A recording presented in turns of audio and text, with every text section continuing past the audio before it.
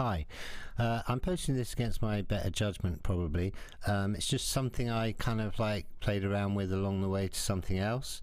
I decided I couldn't really use this, but someone out there might find it useful, pick it up and run with it.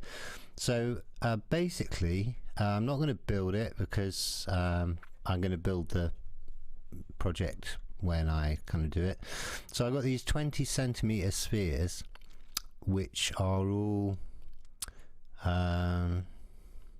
emitting smoke of different colors, and they're advecting themselves basically, but there's 5 of them, so essentially it's 5 energy sources.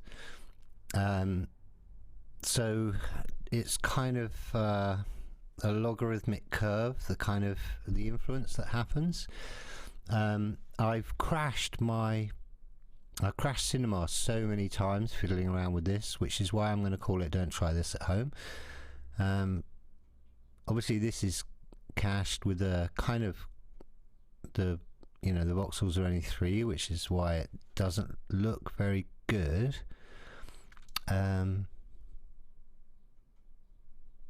you can see that also obviously if you've got if your soft bodies collide, that's more energy, and I really struggled to get anything useful out of this. But what intrigued me about it is that it's kind of propulsion from self-emission, and so the next thing is, how do you steer the things? So I started playing around with field forces at that point. Anyway, so let's just get rid of that.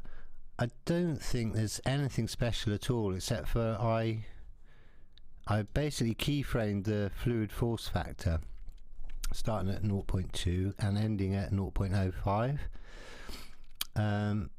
and other than that I think everything is, the density dissipation's increased, but I think I should have probably increased that more.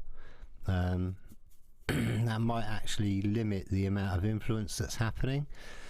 But the other problem I've been having is with this forces include tab bug, because I kind of had a few projects on the way and I've kind of just put them on hold now until there's an update.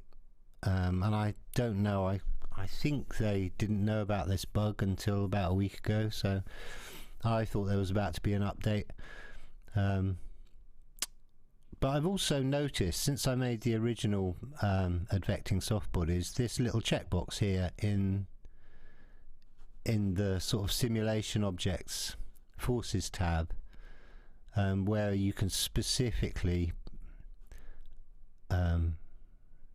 include or exclude Pyro, which I hadn't even noticed before because I was on a more high resolution monitor, and I've got an eye disease which affects my kind of ability to see really small things. So anyway, this kind of it. I hope somebody finds this useful, or possibly even does something really cool with it. But now I've got this out of the way, I can actually make the thing that I was trying to do, because I wanted them constrained inside a collider, and set with them self-advecting, even though I don't know, let's have a look, it might still be right up there. See, look, sub-steps at 100, collision passes at 20, and they were still occasionally even breaking out of their collider.